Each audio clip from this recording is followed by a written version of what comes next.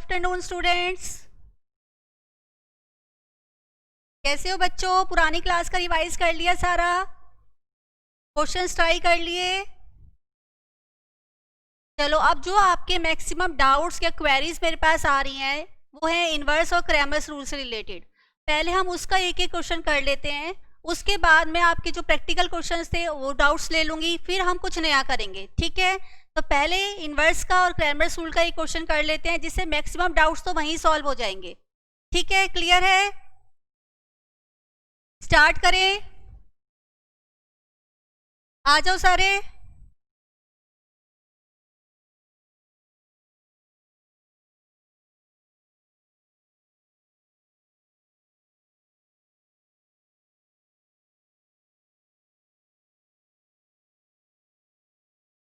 Afternoon.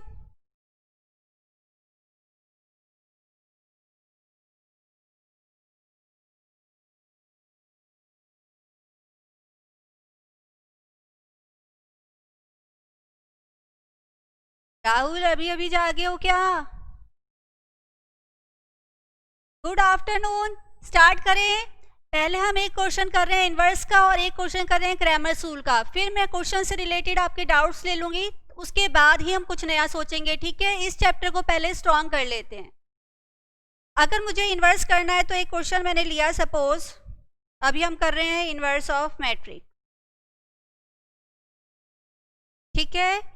एक question मैं लेती हूँ। क्वेश्चन मैंने लिया, ए मैट्रिक्स है मेरे पास 1 1 1 1 -2 -3 2 1 -1।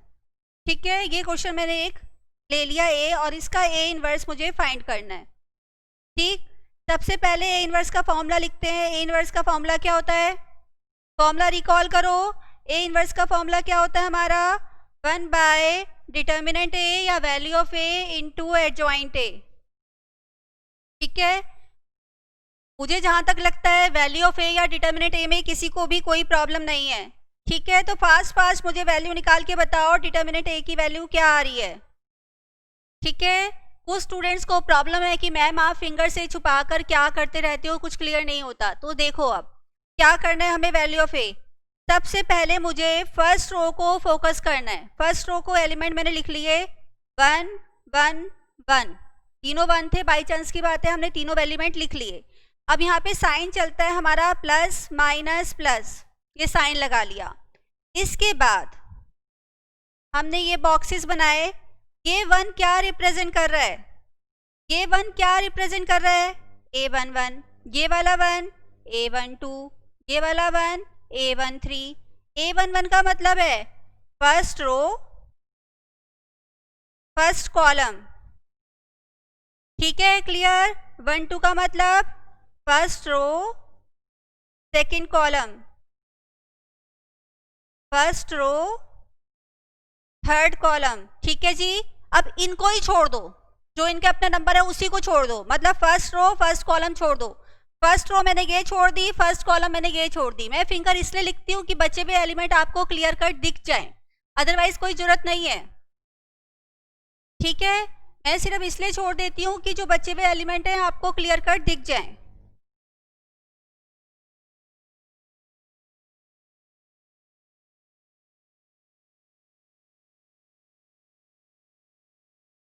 अब हम क्या करेंगे?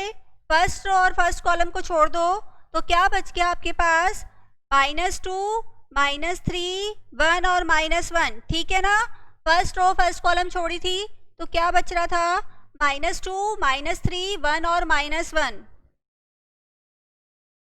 ठीक है? यही दिख रहा है हमें। फिर first row second column, first row छोड़ दो, सेकंड कॉलम छोड़ दो, क्या आएगा? 1 -3 2 एंड -1। अब हमने थर्ड कॉलम छोड़ दिया, 1 -2 2 और 1।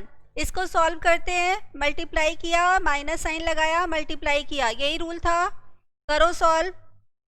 2 + 3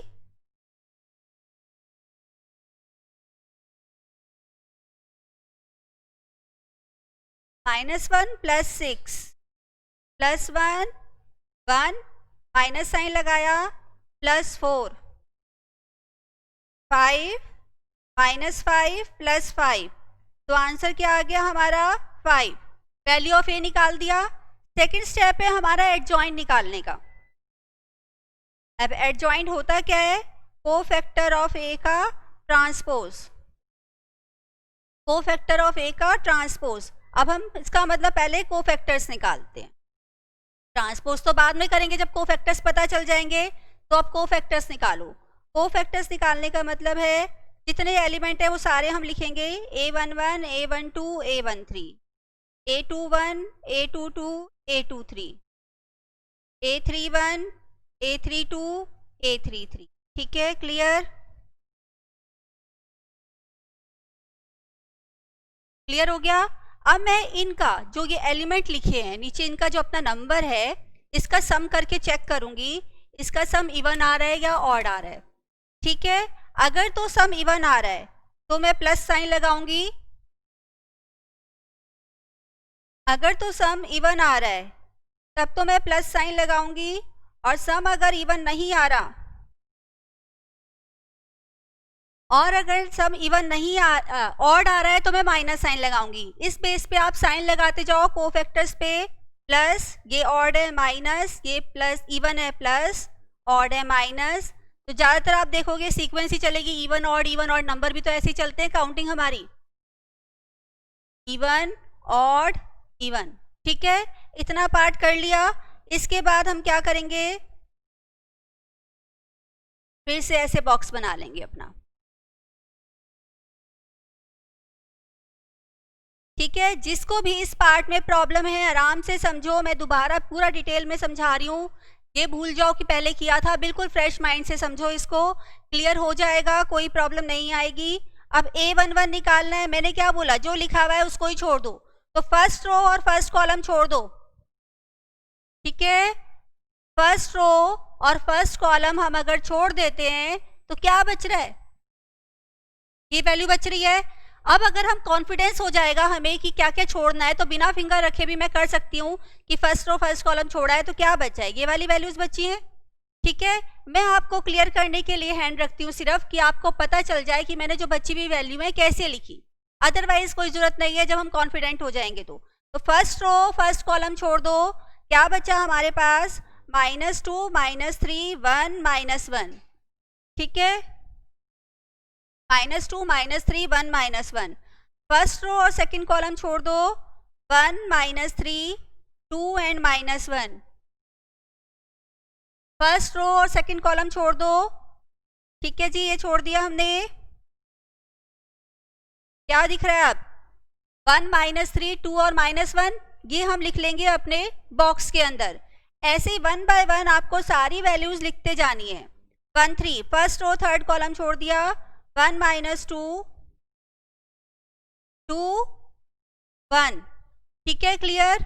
अब आ गया 2, 1, क्या छोड़ेंगे, सेकंड रो, मतलब इसको भूल जाओ, बिल्कुल ही भूल जाओ, ये है ही नहीं। ठीक है, ये मेरे क्वेश्चन का पार्ट ही नहीं है। सेकंड रो तो परमानेंट भूल जाओ, पहले फर्स्ट कॉलम भूल के जो आ रहा है वो लिख दो, फिर सेकंड कॉलम को इग्नोर कर दो, फिर थर्ड कॉलम को इग्नोर कर दो। ठीक है, लिखो सारे। अब 2, 1, सेकंड रो छोड़ दी, फर्स्ट कॉलम छोड़ दिया।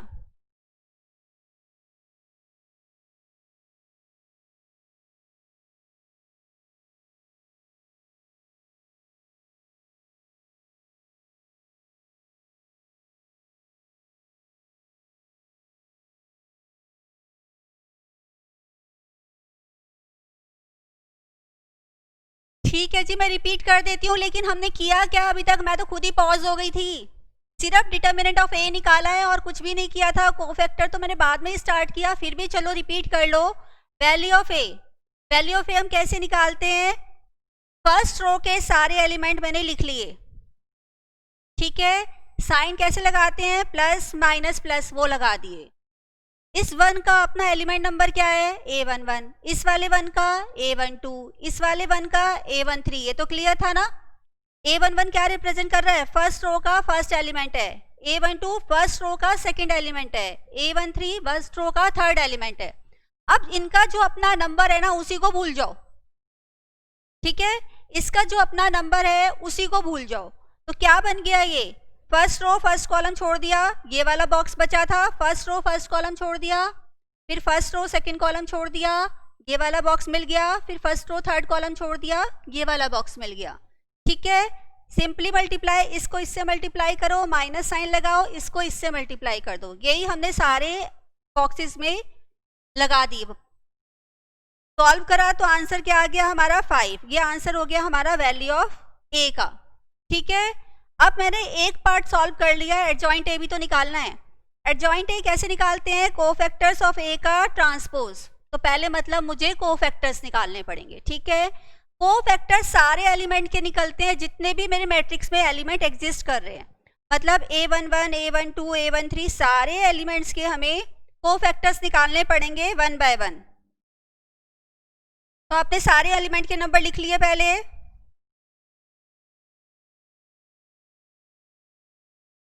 ठीक है, अब इसकी वैल्यू निकालो। 1 1 लिखा है, पहले तो प्लस माइनस साइन लगा लो। इनका सम करो, 1 1 का सम करा तो क्या आ गया? 1 + 1 क्या होता है? 2। 2 क्या है मेरा? Even number. इवन नंबर का मतलब क्या है? प्लस साइन लगाना है। 1 + 2 क्या होता है? 3। 3 का मतलब क्या है? Odd number. ऑड नंबर का मतलब क्या? माइनस साइन लगा दो।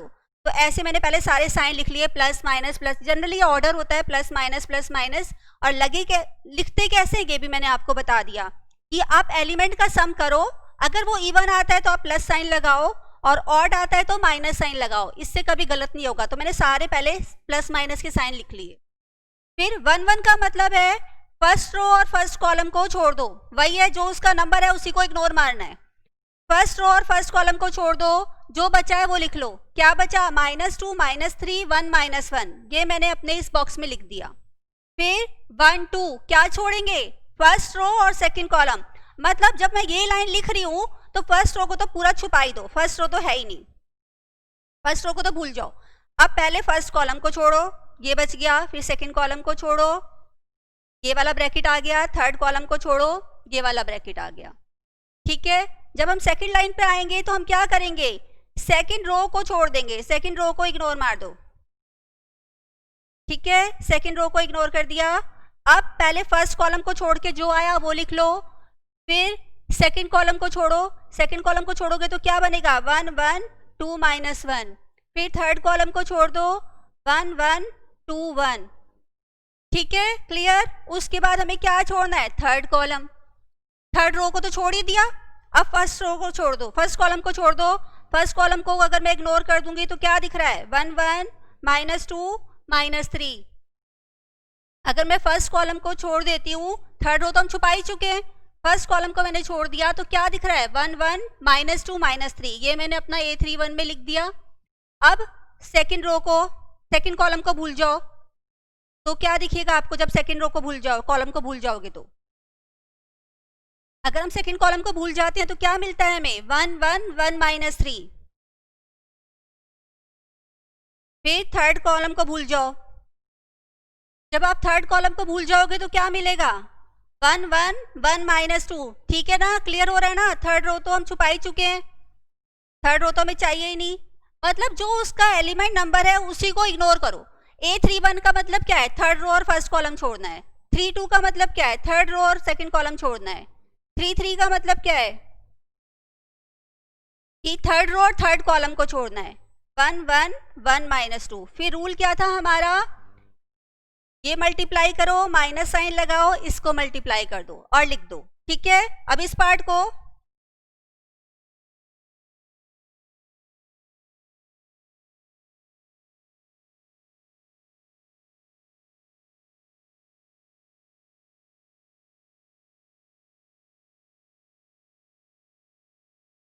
विनय क्या प्रॉब्लम आ रही है? वैल्यू ऑफ ए हम पिछली क्लास में 2-3 क्वेश्चंस में कर चुके हैं। अब मैं आपको कोफैक्टर्स निकालना सिखा रही हूँ, वो भी हम प्रीवियस क्लास में कर चुके हैं और इतना स्लो करवा रही हूँ। फिर भी मैं आपको बोलूँगी, मैं दोबारा भी एक्सप्लेन करती हूँ, वीडियो दोबारा देखना, अच्छे से समझ में आ जाएगा। और सेकेंड थिंग, इम्पॉर्टेंट थिंग, सबसे इम्पॉर्टेंट जो आपके काम की बात है, मैं इस सब को अवॉइड करके आपको शॉर्टकट ट्रिक भी सिखाने वाली हूँ, जो विद इन 5 to 10 सेकेंड आप इस क्वेश्चन का आंसर दे दोगे। 1 मिनट की तो मैं बात ही नहीं कर रही, क्योंकि इस प्रोसेस को करने में टाइम लगता है, कंसंट्रेशन भी चाहिए, सब कुछ चाहिए। तो टाइम कंज्यूमिंग प्रोसेस है जिसके लिए हमें ICAI टाइम नहीं दे रहा। लेकिन मैं ये नहीं चाहती कि आपको हर चीज़ में डायरेक्ट सिखा दूँ या शॉर्टकट ट्रिक पे ले जाऊँ। मैं ये चाहती हूँ कि आपको कंसेप्ट भी थोड़ा बहुत माइंड में आना चाहिए। फिर भी अगर अभी प्रॉब्लम लग रही है, इतना बेटर आप क्लियर नहीं कर पा रहे हो किसी भी वजह से, तो आप इसकी वीडियो दोबारा देखना, आराम-आराम से इसको करना, कोई प्रॉब्लम नहीं आएगी। फिर भी प्रॉब्लम आती है तो आप मुझे बताना, इन्फॉर्म करना, उसके लिए भी हम सॉल्यूशन निकालेंगे। ठीक है? तो टेंशन मत लो, समझने की कोशिश करो।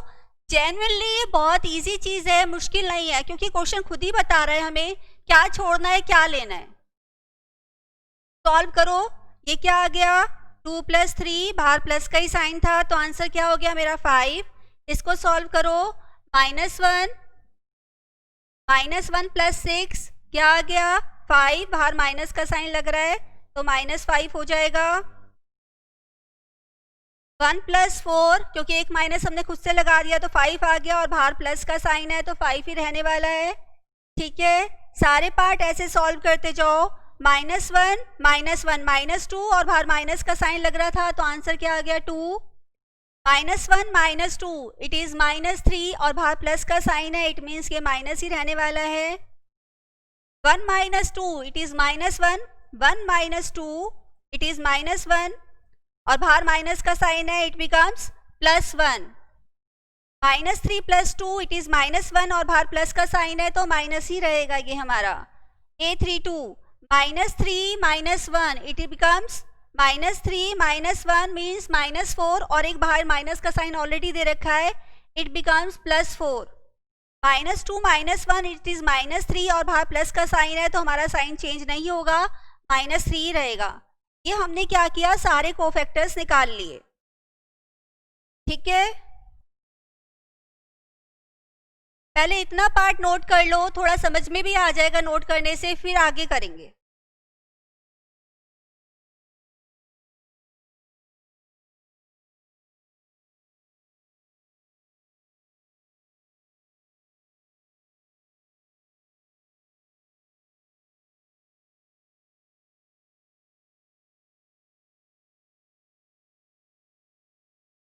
Very good Vinay, I think आपको अब थोड़ा समझ में आना शुरू हो गया है। थोड़े से एफर्ट्स डालो, मैं आपको शॉर्टकट भी सिखाने वाली हूँ जिसमें आपको इसकी जरूरत भी नहीं पड़ने वाली है भाई। लेकिन हर चीज़ मैं अगर डायरेक्टली सीख लेती हूँ ना, तो उसकी इंपॉर्टेंस इतनी नहीं पता चलती। इतना सब बड़ा काम करने के बाद उस पर हम जाएंगे तो उसकी इंपॉर्टेंस भी पता चल जाएगी। और थोड़ा सा कंसेप्ट भी आना चाहिए, एकदम से हवा में नहीं उड़ना है, धीरे धीरे चल के हमें हवा में पहुंचना है। ठीक है, स्मार्ट स्टडी करेंगे। स्मार्ट स्टडी बहुत ज़रूरी है आजकल। हार्ड स्टडी इतना कुछ नहीं करती जितना स्मार्ट स्टडी काम कर जाती है। लेकिन ये नहीं है कि हम बेसिक्स को भूल जाएं, बेसिक्स थोड़ा सा हमें करके चलने चाहिए। ठीक है, आई थिंक नोट हो गया होगा। अब इसका हम मैट्रिक्स बना देते हैं कोफैक्टर्स ऑफ ए का।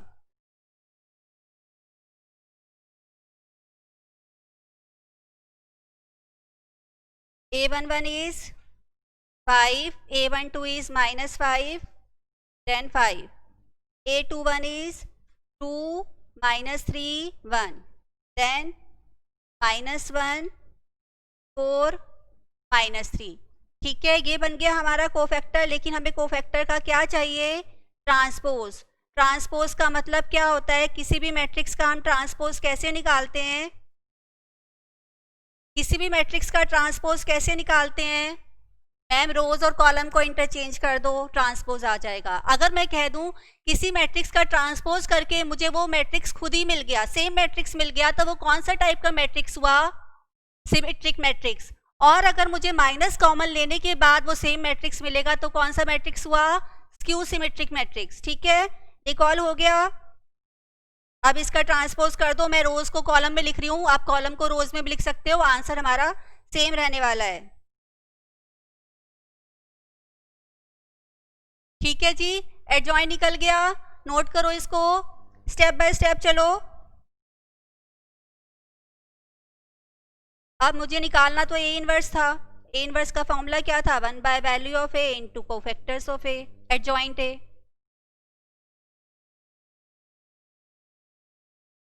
ठीक है, ये हमने ए इनवर्स निकाल लिया। इनवर्स निकालने का कंसेप्ट हमने कर लिया। नेक्स्ट कंसेप्ट करते हैं हम क्रैमर्स रूल से। और इस टाइम हम क्या करेंगे? अपने साथ शॉर्टकट ट्रिक्स को लेके चलेंगे। तो अब आप जरा ध्यान से करना, इसमें ज़रूरी नहीं है 1 बाय वैल्यू ऑफ ए की वैल्यू डाल दो कि आप हर टाइम इसको डिवाइड ही करो। अगर सारे एलिमेंट्स डिवाइड होते हैं तो बेटर है हम डिवाइड करें, अगर सारे एलिमेंट डिवाइड नहीं हो रहे तो हम एज इट इज इस क्वेश्चन को छोड़ सकते हैं, इस पार्ट को हम छोड़ सकते हैं। ठीक है, चलो अब मेन फोकस करना, ये आई थिंक आपने नोट कर लिया होगा। आगे चलते हैं, अब मेन क्वेश्चंस पे आते हैं जो हमें एग्जाम के पॉइंट ऑफ व्यू से भी चाहिए और उसमें हम क्रैमर्स रूल भी कर लेंगे। तो एक क्वेश्चन ले रही हूँ मैं, ये क्वेश्चन मैं आपके एग्जाम के पॉइंट ऑफ व्यू से ले रही हूँ। क्वेश्चन लिखो पहले, मेरे साथ साथ ही लिख लो question. x plus Y plus Z is equal to 1, x minus 2y minus 3z is equal to 4, 2x plus Y minus Z is equal to 3, और ऑप्शंस दी हुई हैं। अब हमें जैसे एग्जाम में हमें 4 ऑप्शंस, ठीक है, ये 4 ऑप्शंस दी हुई हैं। फर्स्ट ऑप्शन है हमारी x is equal to 2, y is equal to 1, z is equal to 0। Second है x is equal to 2, y is equal to -1, z is equal to. Third है x is equal to 2, y is equal to 3, z is equal to 0। Fourth है x is equal to 2, y is equal to 1, z is equal to 4। ये 4 options दी हुई हैं। मैं आपसे demand कर रही हूँ with in a minute question solve करो। दूसरा मैं कह रही हूँ क्रैमर्स रूल से करो। थर्ड मैं आपको कह रही हूँ कि इन्वर्स मेथड से करो। पहली चीज़ ये नोटिस करो, जब हम एमसीक्यू की बात करते हैं तो हमारे लिए ये रूल कोई मैटर नहीं करता, क्योंकि इक्वेशन को सेटिस्फाई करने के पॉइंट तो सेम ही होने वाले हैं। चाहे आप लॉन्ग मेथड से निकालो, चाहे शॉर्ट मेथड से निकालो, चाहे ए के रूल्स पढ़ लो, चाहे बी के रूल्स पढ़ लो, जो फाइनल आंसर है वो तो सेम ही आने वाला है। तो इसलिए जब मैं एमसीक्यू की बात करती हूँ तो क्रैमर्स रूल और इन्वर्स मेथड मेरे लिए एक जैसे हो जाते हैं। कई बार मैं बिल्कुल शॉर्टकट मुझे याद नहीं आ रहा या मैं उसको नहीं कर पा रही हूँ, तो मैं इन्वर्स लिखा है तब भी क्रैमर्स रूल से क्वेश्चन कर सकती हूँ, और क्रैमर्स लिखा है तो भी इन्वर्स मेथड से कर सकती हूँ। आंसर मेरा सेम आने वाला है, क्योंकि इन्वर्स में बच्चे थोड़ा कंफ्यूज हो जाते हैं या टाइम कंज्यूमिंग है, कंसंट्रेशन बहुत ज़्यादा मांगता है। क्रैमर्स रूल फिर भी हमारा फास्ट हो जाता है। तो आप किसी भी मेथड से करो, आंसर सेम आने वाला है। फर्स्ट थिंग, क्योंकि इन्वर्स मेथड जेन्युइन में टाइम लेता है। मैं ये नहीं कह रही कि आपको टाइम लगेगा, जेन्युइन में टाइम मांगता है, वो कंसंट्रेशन भी मांगता है, क्योंकि एक भी साइन अगर हम इधर उधर कर देते हैं तो आंसर हमारा पूरा चेंज हो जाता है, और उसको नोटिस करके दोबारा निकालना भी मुश्किल हो जाता है, हमें दोबारा ही क्वेश्चन करना पड़ता है। तो मैं खुद कह रही हूँ कि उसमें टाइम लगता है। तो हम अगर ICI के क्वेश्चन के लिए उस पे जाते हैं तो फ्रूटफुल नहीं है। ठीक है, अब मैं फर्स्ट पे जा रही हूँ, ए मेथड। मैं विद इन अ मिनट में भी पूरा मिनट नहीं लगाना मुझे, हाफ मिनट ही लिख लो, हाफ मिनट में क्वेश्चन करना है, हाफ मिनट कर लो इसको। ठीक है, अब मैं क्या करूंगी, एक एक करके इन ऑप्शंस को अपने इक्वेशन में पुट करूंगी। ठीक है, मैं ए ऑप्शन को पुट कर रही हूँ। तो x की वैल्यू मैंने 2 डाली, y की 1 डाली, z की 0 डाली। तो क्या ये सेटिस्फाई हो रही है? 3 इज इक्वल टू 1 हो सकता है? नहीं मैम, ये तो ऑप्शन गलत है, इस ऑप्शन को तो यहीं छोड़ दो, ट्राई मत करो, टाइम मत वेस्ट करो। बी ऑप्शन पे जाते हैं। x की वैल्यू मैंने 2 डाली, y की -1 डाली, z की 0 डाली, और आंसर क्या आना चाहिए मेरा? 1। 1 इज इक्वल टू 1। ठीक है, लेकिन अभी ठीक अच्छे वाला ठीक नहीं है। एक इक्वेशन को सेटिस्फाई करने से मुझे खुश नहीं होना। कई बार वो पॉइंट मेरा एक इक्वेशन को सेटिस्फाई कर देता है, बाकी को नहीं करेगा तो भी प्रॉब्लम है। तो एटलीस्ट एक इक्वेशन में मैं और ट्राई करूंगी, कोई से भी करूं, चाहे सेकंड में करूं चाहे थर्ड में करूं। एक इक्वेशन को सेटिस्फाई करने का मतलब नहीं है कि वो सबको सेटिस्फाई कर रहा है, तो 2 इक्वेशन में जरूर ट्राई करना। अब मैं दूसरी इक्वेशन पे जा रही हूँ। x की वैल्यू डाली मैंने 2, y की डाली -1, z की डाली 0, और आंसर क्या आना चाहिए? 4। तो आंसर मेरा 4 आ रहा है। अब ठीक है, तो मेरा राइट आंसर क्या हो गया? बी। क्वेश्चन सॉल्व हो गया, कुछ भी नहीं करना पड़ा। कोई सा भी मेथड लिखा हो, आप इससे क्वेश्चन करो। हमें MCQ करना है विद इन अ टाइम भी सेव करना है। किसी क्वेश्चन में अगर मुझे टाइम लग रहा है या उसमें बस कोई शॉर्टकट ट्रिक नहीं है, तो उसके लिए टाइम बचाना है अपने पास मुझे। तो ये वाला मेरा बेस्ट मेथड जाता है ICI के लिए। लेकिन मैं फिर भी ये नहीं बोलूंगी कि आप बेसिक को ना करो, 1-2 क्वेश्चन बेसिक के जरूर ट्राई करना और माइंड में स्टोर भी करना। ठीक है, अब हम आ जाते हैं सेकंड पे, क्रैमर्स रूल। क्रैमर्स रूल में x क्या था? Delta x by x, delta x by delta. y क्या था? Delta y by y, delta y by delta. z क्या था? Delta z by delta. यही था हमारा। अब डेल्टा वाला क्या होता है? सबसे पहले क्रैमर्स रूल हमारे कौन से मेथड में लगता है, ये याद रखना है। ये तो MCQ में भी पूछ सकते हैं। मैट्रिक्स मेथड में हम यूज करते हैं या डिटर्मिनेंट मेथड में यूज करते हैं? क्रैमर्स रूल कौन से मेथड में यूज होता है? अगर मुझे एक मैट्रिक्स दिया हुआ है और इन्वर्स निकालना है, मुझे ऑप्शन टिक करनी है कि किस मेथड से निकालोगे, इन्वर्स मेथड से, क्रैमर्स रूल से, बोथ से या नन ऑफ दीज। ये 4 ऑप्शन दी मैंने आपको, तो आप कौन सा ऑप्शन दोगे? क्रैमर्स रूल से अगर मुझे कहा जाए कि इन्वर्स निकालो, तो कौन सा वाला मेथड हुआ? मैट्रिक्स मेथड हुआ, डिटर्मिनेंट मेथड हुआ, बोथ हुआ या नन ऑफ दीज हुआ? कौन सा हुआ?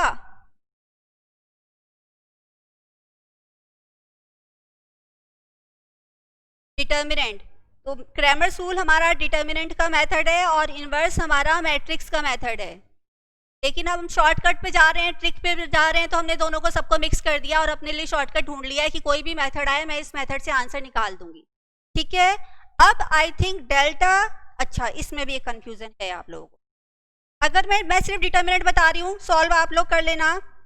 डेल्टा मैंने लिखा तो मैं क्या करूंगी, डिटर्मिनेंट में हम ऐसे सिंबल बनाते हैं, प्लेन बॉक्स बनाते हैं, ऐसे रेक्टेंगुलर नहीं बनाते। डेल्टा लिखो, डेल्टा के लिए आप क्या करते हैं, कांस्टेंट पार्ट को भूल जाना है आप। इसे भूलने वाली चीजें बहुत हैं भाई, वही कंफ्यूज कर जाती हैं आपको, तो थोड़ा ध्यान से कर लो। और एक्स वाई जेड के कोफिशिएंट लिखते जाना है। एक्स वाई जेड के कोफिशिएंट क्या हुए मेरे? 1 1 1 1 -2 -3 2 1 -1। ठीक है जी, क्लियर? यही बन गया। इसको एक्सपेंशन अब आप कर सकते हो, आता है ना एक्सपेंशन। तो अब डेल्टा एक्स लिखो। डेल्टा एक्स का मतलब क्या था? फर्स्ट कॉलम को रिप्लेस कर दो कांस्टेंट वाले पार्ट से, बाकी सब सेम। यही था ना? डेल्टा वाई का मतलब सेकंड वाले पार्ट को रिप्लेस कर दो कांस्टेंट वाले पार्ट से।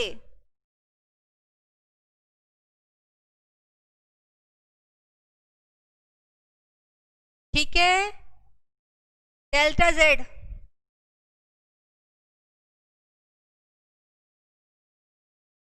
डेल्टा जेड में आप क्या करने वाले हो? कांस्टेंट पार्ट के लिए थर्ड कॉलम है मेरे पास, फर्स्ट तो मैं एज इट इज लिख लूंगी, सेकंड भी एज इट इज लिख लिया, थर्ड कॉलम को मैं रिप्लेस करूंगी 1 4 3 से। इन सबको सॉल्व करूंगी, एक्स वाई जेड का आंसर निकाल लूंगी और वही आंसर आएगा जो बी पार्ट का हमारा आंसर है। ठीक है, डी इनवर्स मेथड। अब आप मुझे बोलोगे मैम अभी हमने सिर्फ एक मैट्रिक्स का इन्वर्स निकाला था, अब इक्वेशन आ गई, अब क्या करें? तो इस इक्वेशन को चलो देखो कैसे करेंगे। वैसे मैं आपको खुद ही प्रेफर करूंगी कि आप इन मेथड्स पे नहीं जाना एग्जाम के पॉइंट में।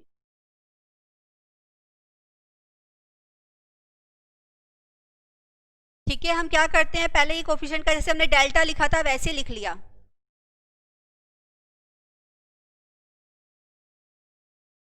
ऑर्डर क्या चल रहा है, मैट्रिक्स है तो मैट्रिक्स का सिंबल बनाएंगे। एक्स था पहले, फिर वाई था, फिर जेड था।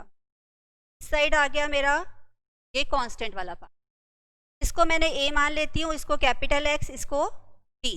तो ये क्या बन गया, A X is equal to B. लेकिन क्वेश्चन क्या है मैम, वैल्यू तो एक्स वाई जेड की निकालनी है, मतलब इसकी निकालनी है, तो ए को आप इस साइड ले जाओ। ठीक है, अब पूरा मैट्रिक्स डिवाइड में कैसे लिखूंगी, तो मैंने लिख दिया ए इनवर्स बी।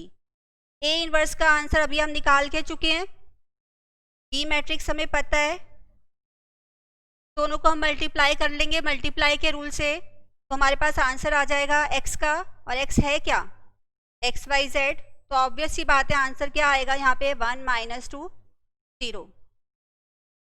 ठीक है, तो हम बेटर है किस पे जाएं, शॉर्टकट ट्रिक पे, वही हमारे लिए फ्रूटफुल है। लेकिन एक दो क्वेश्चन इसके ट्राई कर लेना तो आप ज़्यादा कॉन्फिडेंट फील करोगे। ठीक है, अब हम आ जाते हैं अपनी एक्सरसाइज पे। अब आ जाते हैं अपनी एक्सरसाइज पे, इसको नोट करना है, इसको नोट कर लो और मुझे 1 से 15 तक के डाउट्स भी भेज दो। 1 से 15 तक के डाउट्स भेज दो। अब मैट्रिक्स के डाउट पहले ले लेते हैं और इसको नोट भी कर लो।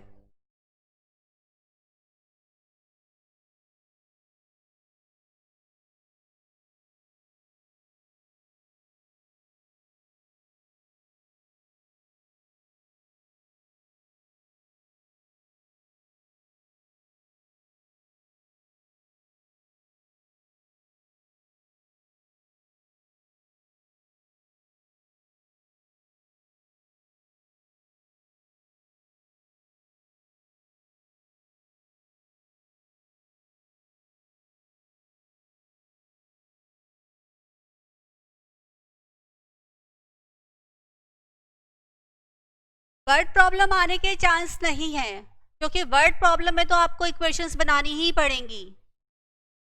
और जो हम प्रीवियस वाला पैटर्न देखते हैं उसमें भी हमें यही लगता है कि वर्ड प्रॉब्लम तो ही आने के चांस नहीं है। एक डाउट मेरे पास 11th क्वेश्चन का आ गया है, 1 से 15 तक के डाउट भेज दो। 10th क्वेश्चन का डाउट तो मुझे पता है, 10 तो मैं करवा दूंगी।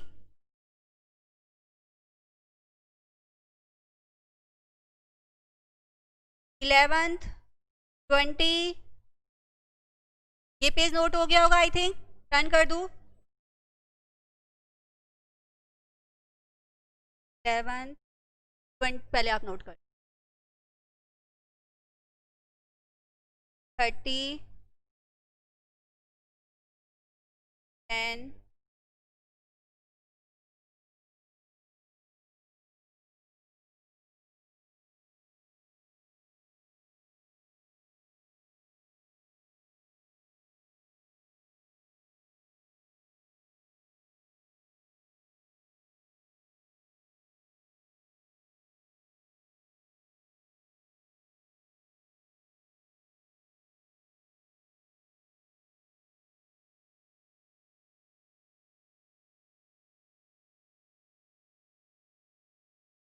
चलो भाई, सबने सारे डाउट भेज दिए। इतने कॉपी कर रहे हो, जितने 35 तक के लास्ट तक के जो डाउट्स हैं सारे ही भेज दो। फिर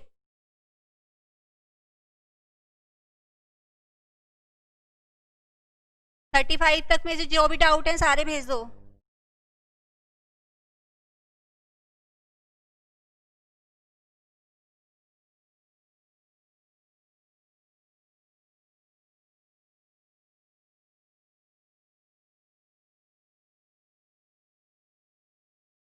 ठीक है, करें स्टार्ट अब। चलो जी।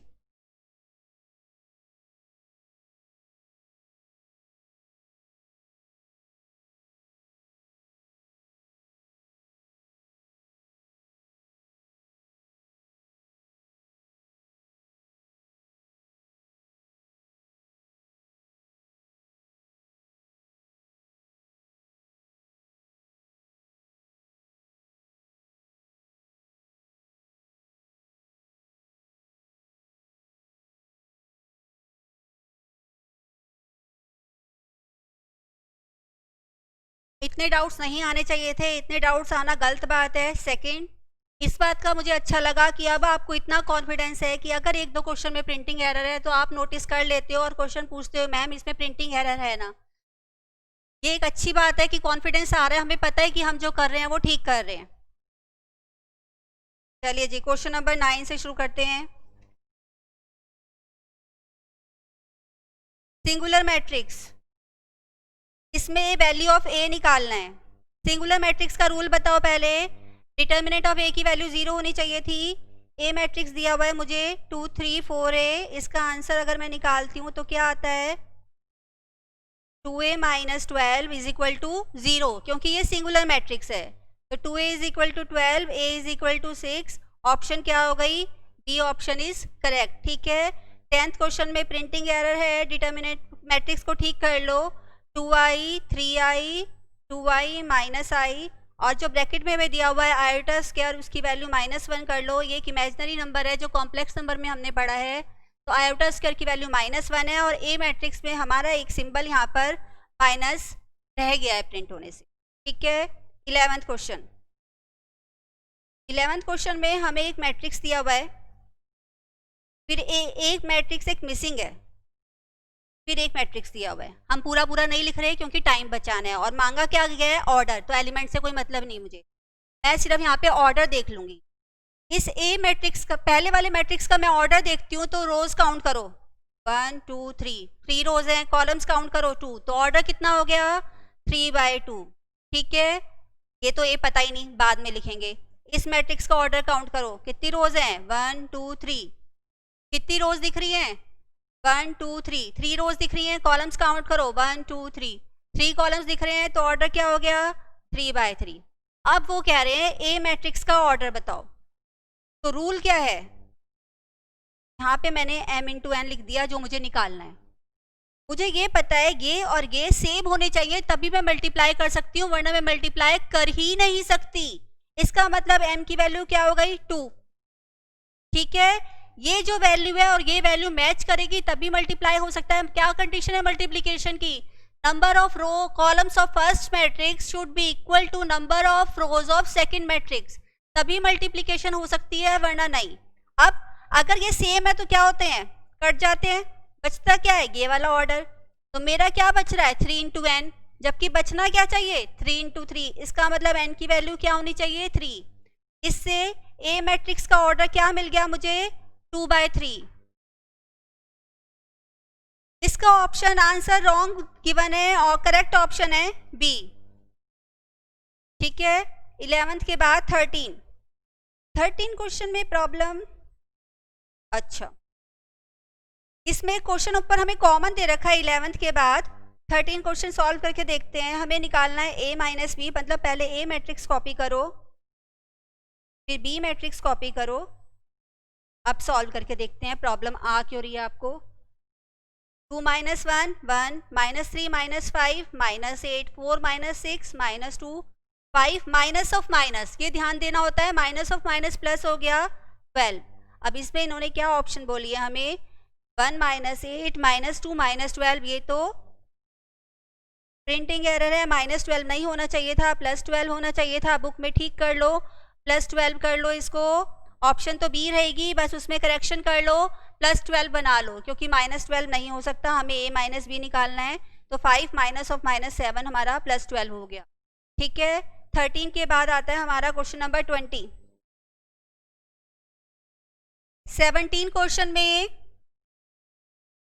ये प्रिंटिंग एरर है, प्लस की जगह इसको मल्टीप्लिकेशन का साइन कर लो तो क्वेश्चन आपका ठीक हो जाएगा। प्लस की जगह मल्टीप्लिकेशन का साइन लगा लो तो क्वेश्चन आपका ठीक हो जाएगा। ये टाइपिस्ट ने थोड़ा बहुत एरर, क्योंकि उन्हें नहीं पता कि मैथ्स में क्या है, इनसे कितना क्वेश्चन चेंज हो जाता है।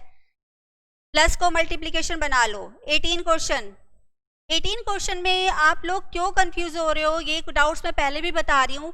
सेकंड मैट्रिक्स में ये 2 टर्म्स हैं, आप खुद ही सोचो, अगर आप इसको एक टर्म मान लोगे तो ये आंसर कैसे आ जाएगा। सारा मैट्रिक्स क्या 2/2 ऑर्डर में चल रहा है, तो पॉसिबल कैसे हो जाएगा। तो आप इसको 2 टर्म्स हैं, ये एक टर्म नहीं है। 18 क्वेश्चन। 17 क्वेश्चन में सिंपली मल्टीप्लिकेशन का साइन बना लो। 18 question, A square plus B square, B square plus C square, A square plus C square, A square plus -2a -2b ab। इस तरह से ये 2 टर्म है, सिंपली मल्टीप्लाई करना है और आपका आंसर आ जाएगा। आई थिंक इसमें प्रॉब्लम नहीं है। प्रॉब्लम यही थी कि सब बच्चे इसको एक टर्म मान रहे थे और इसलिए कंफ्यूज हो रहे थे। ठीक है, 18th के बाद नेक्स्ट आउट आता है हमारा 2022।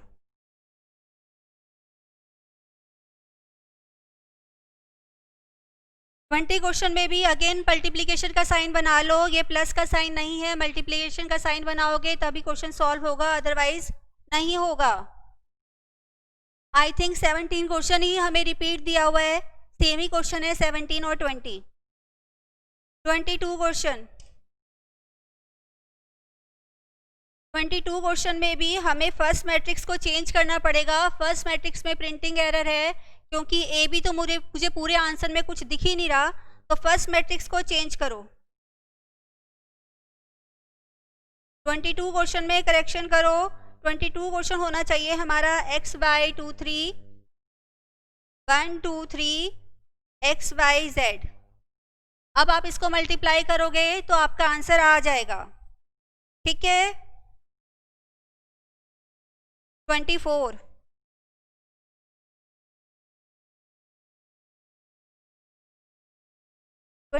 में क्या प्रॉब्लम है। 24 में भी जो फर्स्ट मैट्रिक्स आपको दिया हुआ है,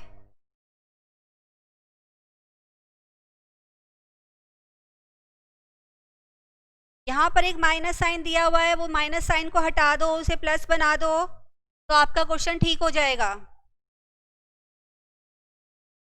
ठीक है, नोट कर रहे हो ना।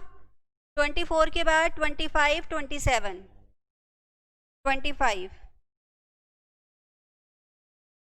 25 क्वेश्चन में अगर मैं मल्टीप्लिकेशन करूंगी, find A B, does B A exist.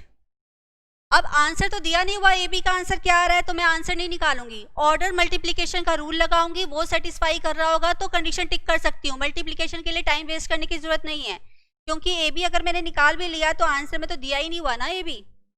तो 25th में ए मैट्रिक्स है, बी मैट्रिक्स है, ठीक है। ऑर्डर लिखो, ए का ऑर्डर क्या है, ऑर्डर देखो, रोज काउंट करो, ए बी में ए का क्या ऑर्डर है, ए का ऑर्डर बताओ मुझे।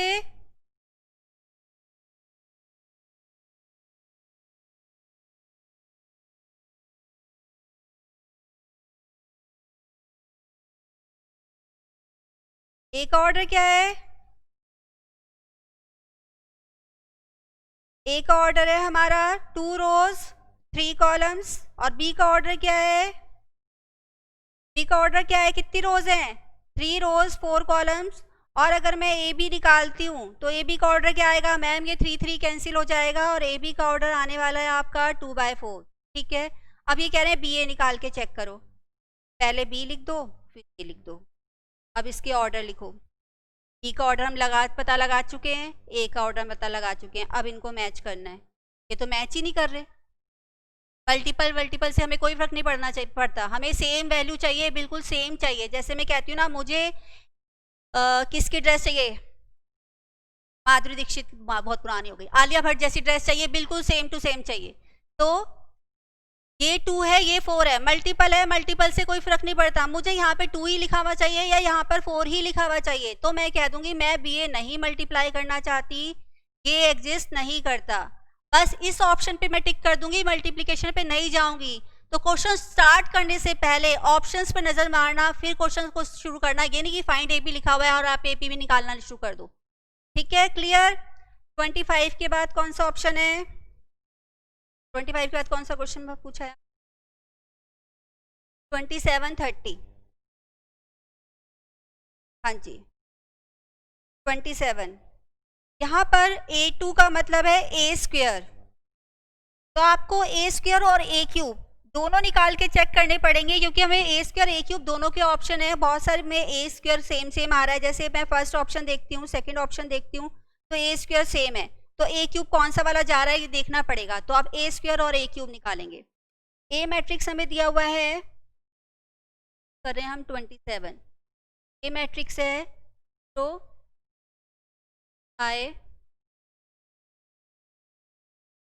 I0। अब हम निकाल रहे हैं ए स्क्वेयर, ए स्क्वेयर का मतलब a इंटू ए को 2 बार लिखो, हर एलिमेंट का स्क्वायर नहीं कर देना, मैट्रिक्स में हम ऐसे मल्टीप्लिकेशन स्क्वायर नहीं निकाल सकते, ए स्क्वायर का मतलब है a इंटू ए। करो, अब फर्स्ट रो ले रहे हैं तो फर्स्ट रो ही लेंगे, इसको भूल जाएंगे, फर्स्ट रो को पहले फर्स्ट कॉलम से कर दो, फर्स्ट रो को सेकंड कॉलम से, ठीक है ना, मल्टीप्लिकेशन तो आ गई। अब 0 इंटू 0 0, आई इंटू आई स्क्वायर, 0 इंटू आई 0, आई इंटू 0 0, फिर सेकंड रो पे आ गए क्योंकि कॉलम खत्म हो गए थे, सेकंड रो को फर्स्ट कॉलम से, सेकंड रो को सेकंड कॉलम से, आई इंटू 0 0, 0 इंटू आई 0, आई इंटू आई स्क्वायर, ठीक है। अब इस क्वेश्चन में आयोटा स्क्वायर की वैल्यू दी हुई है -1, वो पुट कर दो, -1 0 0 -1, लेकिन एक ऑप्शन से मेरा आंसर नहीं मैं ऑप्शन टिक कर सकती, क्योंकि आई स्क्वायर के ए स्क्वायर के तो 2 ऑप्शंस में सेम आंसर मुझे दिया हुआ है, तो मुझे सेकंड वाला ऑप्शन भी निकालना पड़ेगा। अगर ए स्क्वायर के सारे ऑप्शन डिफरेंट होते तो मैं ए क्यूब नहीं निकालती, टिक कर देती। ये सब देख के काम करना, जिससे टाइम भी सेव हो जाएगा, वही मैं कह रही हूँ, स्मार्ट स्टडी चाहिए हमें, स्मार्ट स्टडी करोगे तो कोई टेंशन वाली बात ही नहीं है। ए क्यूब का मतलब है अब ए स्क्वायर को ए से मल्टीप्लाई कर दो, ए स्क्वायर का आंसर क्या आ रहा है मेरा -1 0 0 -1, और ए है मेरा 0 आई 0, मल्टीप्लाई करो, पहले फर्स्ट रो की बात कर रहे हैं, 0 + 0 -i + 0, सेकेंड रो की बात करेंगे तो -i 0 + 0, आंसर आ गया 0 -i। अब दोनों ऑप्शन ए स्क्वायर और ए क्यूब के हम मैच करते हैं अपने गिवन ऑप्शन से, किससे मैच कर रहा है चेक करो, बी ऑप्शन, तो बी ऑप्शन हमारा आंसर होगा, ठीक है। पहले इतना जो मैंने करेक्शंस किए हैं एक बार इनको नोट कर लो, फिर आगे चलते हैं। अभी रह गया हमारा 30 और 33, पहले इतना नोट कर लो फिर आगे करते हैं।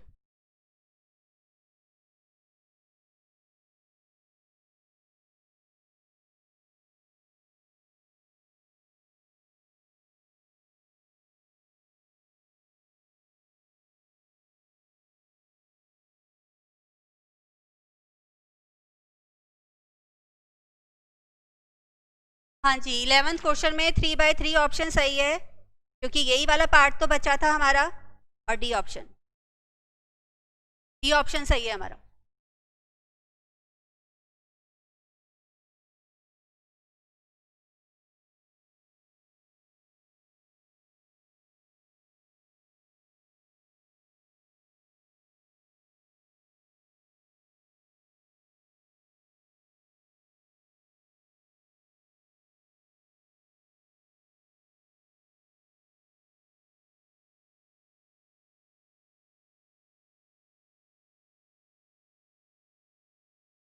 ठीक है, क्लियर, चलें आगे।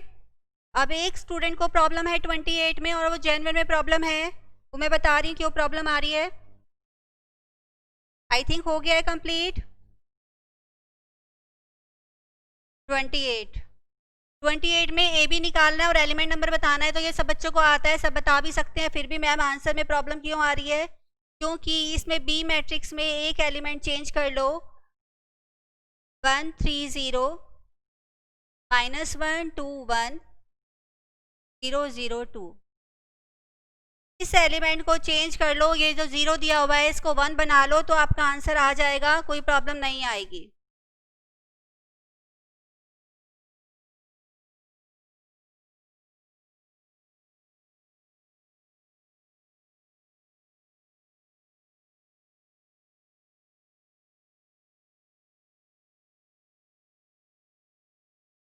Question number 30, question number 30 wrong question है, क्योंकि अगर मैं इसको ठीक भी कर रही हूँ, कोई और ऑप्शन भी ट्राई कर रही हूँ, तो इसमें फिट नहीं हो रही, और अभी मैं इसमें मिस्टेक मैं फाइंड आउट नहीं कर पाई हूँ, क्योंकि अगर मैं हम एक्स वाई जेड की वैल्यू पुट कर रहे हैं, जो गिवन वैल्यूज हैं वो भी नहीं जा रही, तो आप इस क्वेश्चन के ऑप्शन अभी फिलहाल तो डी नन ऑफ दीज ही डाल सकते हो। और इनकंसिस्टेंट की जो बात आप लोग कह रहे हैं वो बिल्कुल सही है, क्योंकि डेल्टा हमारा 0 नहीं आ रहा, तो ये इनकंसिस्टेंट कैसे हो गया? ठीक है, 33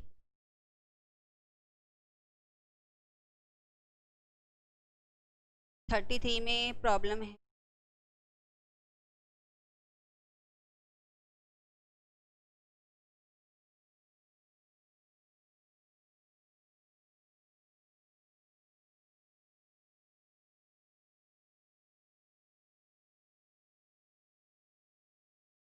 थर्टी थ्री मैं सॉल्व करूंगी पहले, फिर आप लोगों को बताऊंगी, क्योंकि 33 जिस पैटर्न पे ये लिखा हुआ है उस पैटर्न पे हम इसको कैसे कर सकते हैं, क्योंकि इक्वल में 181 दिया हुआ है, तो बाकी एलिमेंट हम 0 नहीं अज्यूम कर सकते, और सिंगल इक्वेशन ये आ नहीं रही, तो इसको मैं चेक करूंगी फिर आप लोगों को बताऊंगी। 33 क्वेश्चन हम होल्ड पे रखते हैं, ठीक है, ये नेक्स्ट क्लास में आपको बताऊंगी। हाँ जी, यहाँ पर मैट्रिक्स क्लियर। एक बार मैट्रिक्स को और कर लेना अच्छे से, और इतने सारे क्वेश्चन सब हमने कर लिए, चैप्टर कर लिया, तो क्या समझ में आ रहा है कि हमें फोकस करना पड़ेगा कंडीशंस पर, रूल्स पर, उन चीज़ों को चेक करना पड़ेगा, तो हम मैट्रिक्स आराम से कर सकते हैं, इसकी बजाय कि हम लंबे लंबे क्वेश्चन की प्रैक्टिस करते रहें। हमें अपने टाइम जो हमें अवेलेबल है उसको फोकस करके, उसको माइंड में रख के ही क्वेश्चंस की प्रैक्टिस करनी है। ये नहीं कि हम ये दिखा रहे हैं हाँ हम इन्वर्स अच्छे से आ गया, इन्वर्स में हम स्ट्रांग हो गए, क्रैमर रूल हमें आता है, आना चाहिए, अच्छी बात है, लेकिन हमें वो पैटर्न अडॉप्ट करना होगा जो हमें क्वेश्चन में फुल मार्क्स भी दिला दे, टाइम भी बचा दे, और मैं 100% श्योर हूँ हाँ मेरा आंसर ठीक है, मुझे घर आके या अपने फ्रेंड से डिस्कस ना करना पड़े कि इस आंसर में कोई गलत तो नहीं है।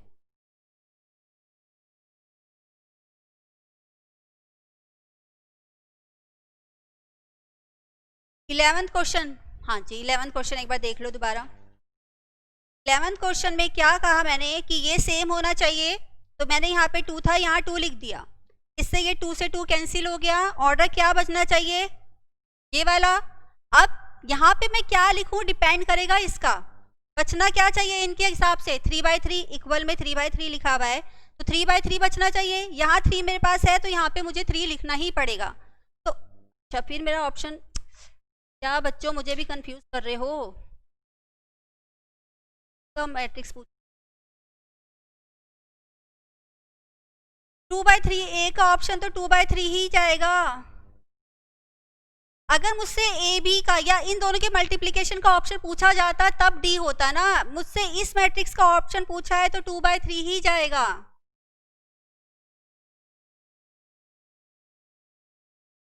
बस अब ठीक है, 11th क्वेश्चन में मुझे मत कंफ्यूज करो, एक बार खुद से सॉल्व करो, फिर प्रॉब्लम आती है फिर मुझसे पूछना, दोबारा मैं समझा दूंगी।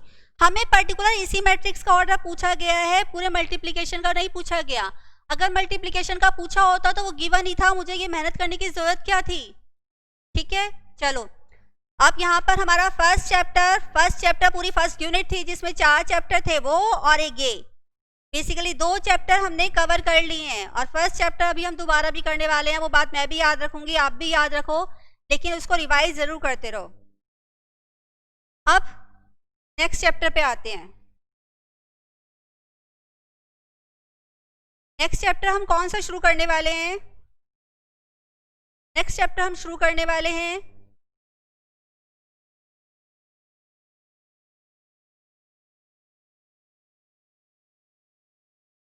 Sequence and series.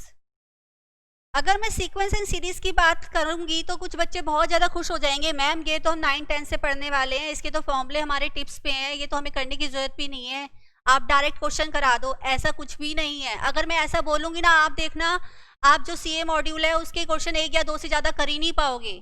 अगर उन्होंने हमें APGP करवानी होती तो इसका नाम APGP लिख लेते ना, सीक्वेंस सीरीज क्यों दिया? सीक्वेंस सीरीज उससे कहीं ज़्यादा है चैप्टर में। ये चैप्टर क्या डिमांड करता है कि सारे पहले पैटर्न, कंसेप्ट्स, आइडेंटिटीज, फॉर्मूले सब कुछ क्लियर करो, फिर उन्हें आराम से फॉर्मूले में अप्लाई करते जाओ। मतलब पहले हार्ड स्टडी करो, ज़्यादा स्टडी करो, फिर आप कंफर्ट हो जाओगे, फिर आराम से इजीली क्वेश्चन सॉल्व करते रहते हैं ना। जनरली हम क्या करते हैं, धीरे धीरे बढ़ाते हैं चैप्टर को और एंड तक पहुंचा देते हैं, लेकिन ये चैप्टर ऐसा है पहले इस चैप्टर के सारे बेसिक समझने पड़ेंगे, फिर आप क्वेश्चन सॉल्व कर पाओगे। ऐसा नहीं दिया होगा कि आपको सिर्फ पहले टर्म के क्वेश्चन दे दिए, सारे AP के बेसिक टर्म्स के क्वेश्चन दे दिए, फिर सम के दे दिए, फिर वर्ड प्रॉब्लम दे दिए, ऐसा नहीं होगा ना, सारा मिक्स दिया होगा। अब पहले आपको APGP पता है तो मैं APGP से शुरू करती हूँ। तो एक AP सीरीज तो आपको पता है, AP सीरीज क्या होता है? Arithmetic progression.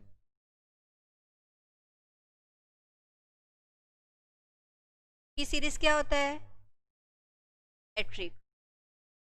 ये तो नाम से बड़े लग रहे हैं, थोड़ा कॉन्फिडेंस इजी लग। तीसरी आती है HP। अब ये सिलेंडर नहीं है, हार्मोनिक प्रोग्रेशन।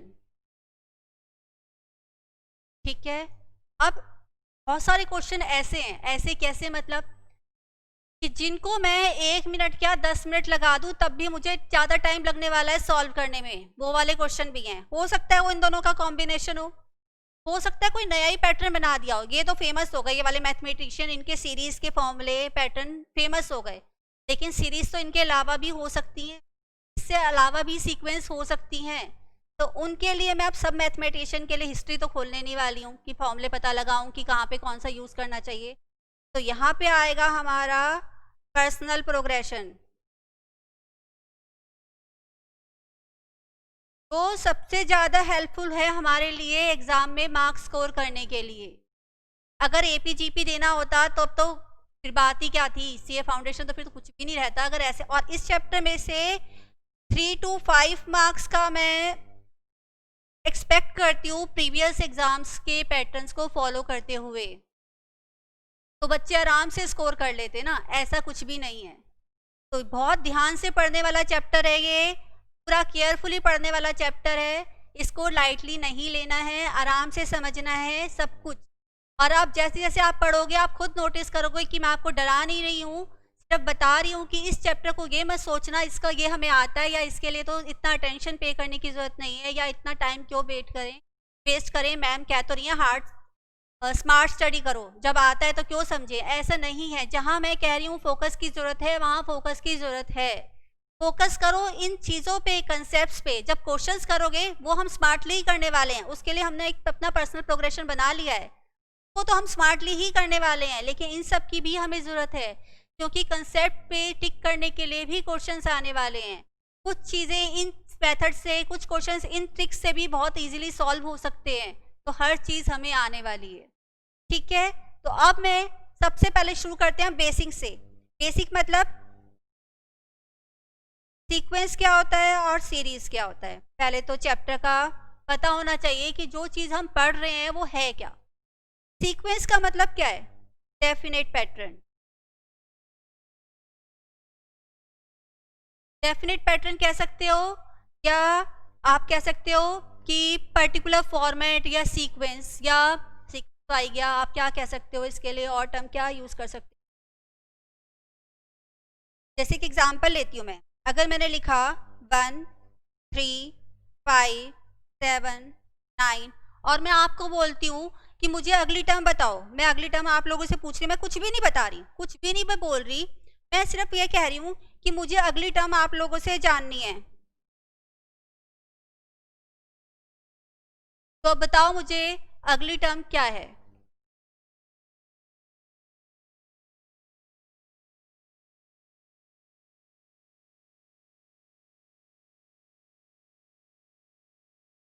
ये आप लोगों से जानना है कि अगली टर्म क्या हो सकती है।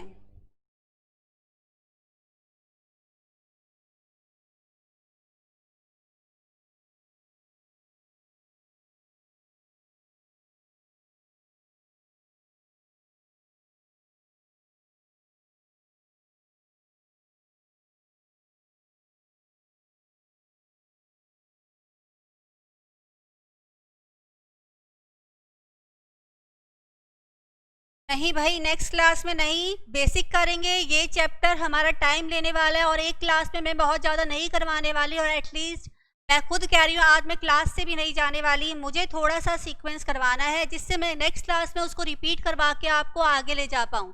मैं एक क्लास में ही सब कुछ बता दूंगी तो मेरे लिए भी प्रॉब्लम है आप, क्योंकि मैं कैसे एक्सपेक्ट कर सकती हूँ आपसे कि एक दिन में मैंने सारा कुछ पढ़ा दिया और आप लोगों ने ग्रेस भी कर, तो क्लास तो अभी ओवर नहीं होने वाली।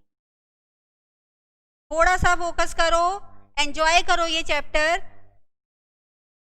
नेक्स्ट टर्म क्या होगी 11, से नेक्स्ट टर्म 13। तो इसका मतलब कैसे पता कैसे चल रहा है, कोई मैजिक थोड़ी नहीं हो रहा ना, यहाँ पे 2 का गैप है, यहाँ पे 2 का गैप है, यहाँ पे 2 का गैप है, तो बच्चे कहेंगे मैम मैं आप एपी सीरीज पे ही तो आ गए, आप ऐसे ही डरा रहे हो। चलो कोई और फॉर्मूला लेती हूँ, कोई और पैटर्न लेती हूँ। आप ये लिख सकते हो कॉमन फॉर्मूला, मतलब एक चीज कॉमनली चल रही है कि हर किसी के लिए इजी है बताना कि नेक्स्ट टर्म क्या होने वाली है, हर कोई समझ रहा है कि नेक्स्ट टर्म क्या होने वाली है। मैं कहती हूँ मैंने लिखा मंडे, वेडनेसडे, थर्सडे, अब आगे क्या लिखूं, तो बनाना पड़ेगा भाई मैथ्स के लिए, ऐसे मैथ्स को नाराज मत करो, मैथ्स नाराज हो गया बहुत परेशान कर देगा, मैथ्स को मूड मत दिखाओ, मैथ्स का मूड बिगड़ गया ना गड़बड़ हो जाएगी। थोड़ा सा कर लो, बहुत ज्यादा नहीं, थोड़ा अच्छा अच्छा वाला पार्ट कर रहे हैं। हाँ जी बताओ नेक्स्ट टर्म क्या आने वाली है, फ्राइडे। मतलब जरूरी नहीं है नंबर, कुछ भी चीज एक पर्टिकुलर पैटर्न को, डेफिनेट पैटर्न को फॉलो कर रही है तो वो सीक्वेंस है। अगर मैं बीच में फ्राइडे के बाद मैं भूल गई हूँ और मैं लिख देती हूँ फरवरी, फेब्रवरी मैंने लिख दिया, तो इसका मतलब मैं क्या गलत हूँ, क्योंकि फेब्रवरी तो यहाँ फिट ही नहीं हो रहा। सीक्वेंस क्या डेफिनेट पैटर्न को फिट करती है। अब चैप्टर सिर्फ सीक्वेंस नहीं है, सीरीज भी है। अब सीरीज क्या हो जाएगा, sum of all the terms of sequence called series. अगर मैं सीक्वेंस के सारे टर्म्स को, सारे एलिमेंट्स को प्लस कर देती हूँ तो मेरा क्या बन जाता है सीरीज। जैसे 1 + 2 + 3 + 5 + 6, प्लस साइन लगाते ही वो क्या बन गया सीरीज, क्योंकि मैंने इन सब का सम निकाल दिया।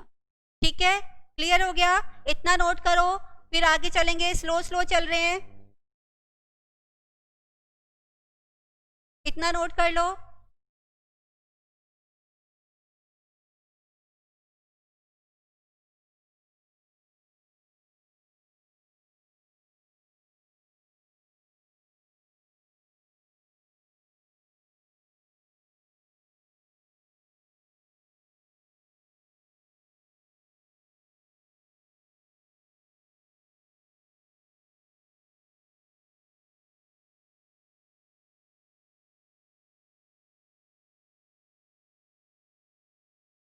ठीक है, हो गया।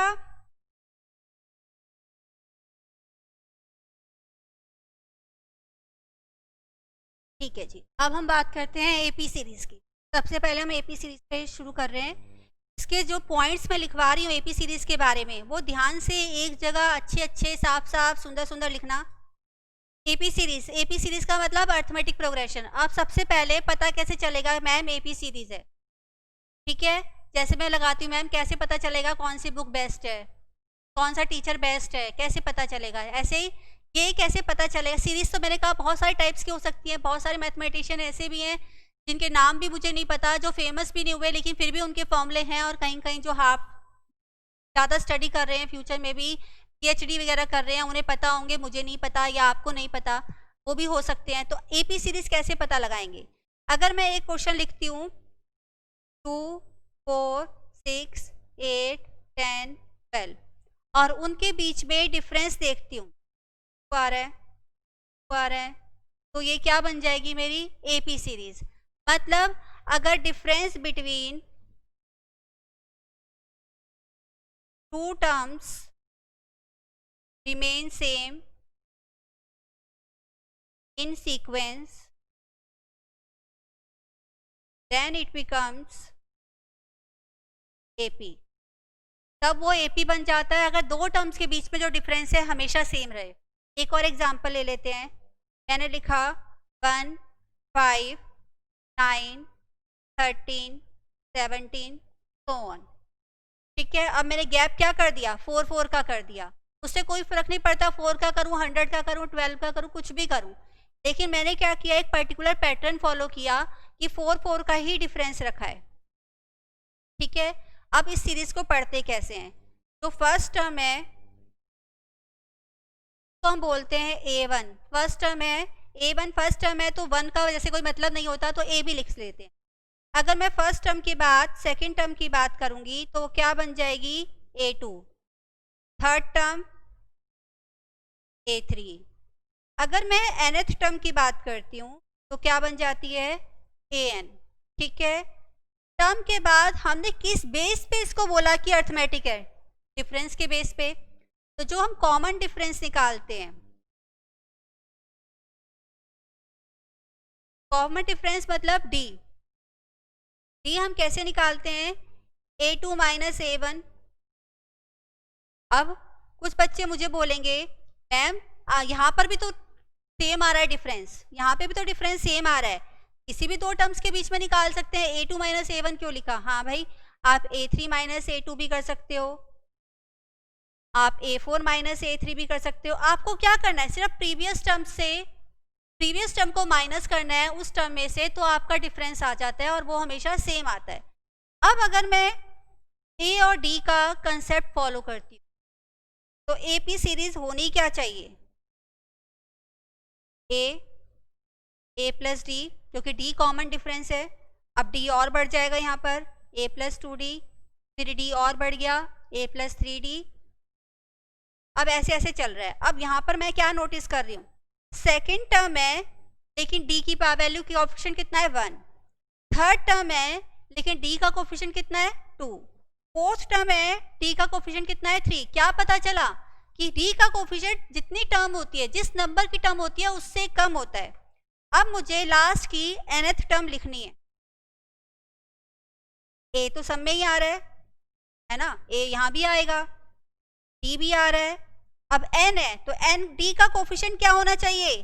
n माइनस 1, क्योंकि D की कोएफिशिएंट एक कम जा रही है टर्म से। सेकेंड टर्म थी तो मैंने 1 लिखा, थर्ड टर्म थी तो मैंने 2 लिखा, n टर्म है तो क्या लिखूंगी? A plus n minus 1D।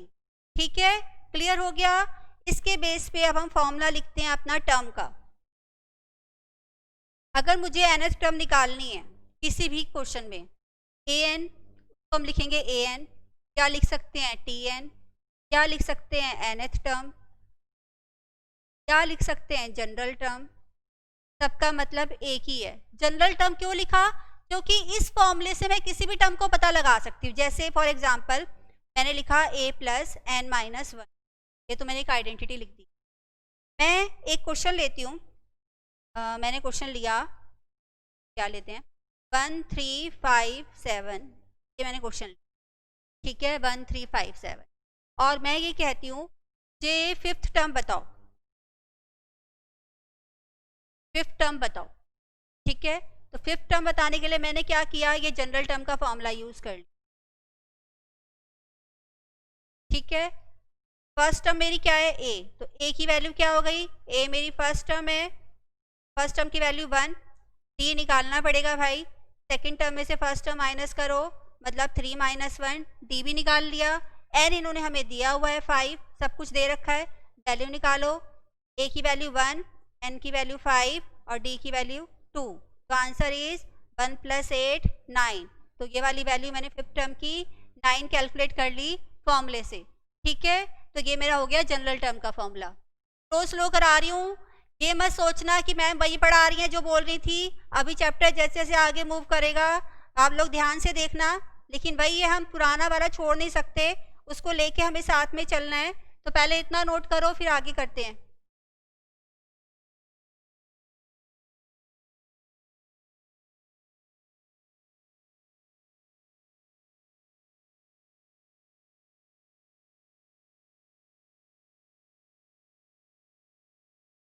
Kamran जल्दी में फॉर्मूला गलत लिख दिया या कंफ्यूजन है?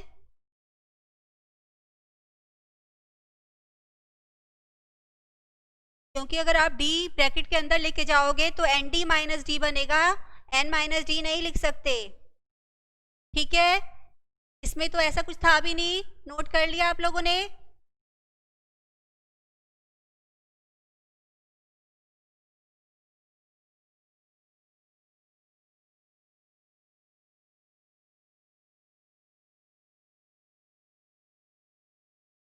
ठीक है जी, हो गया सबका सॉल्व।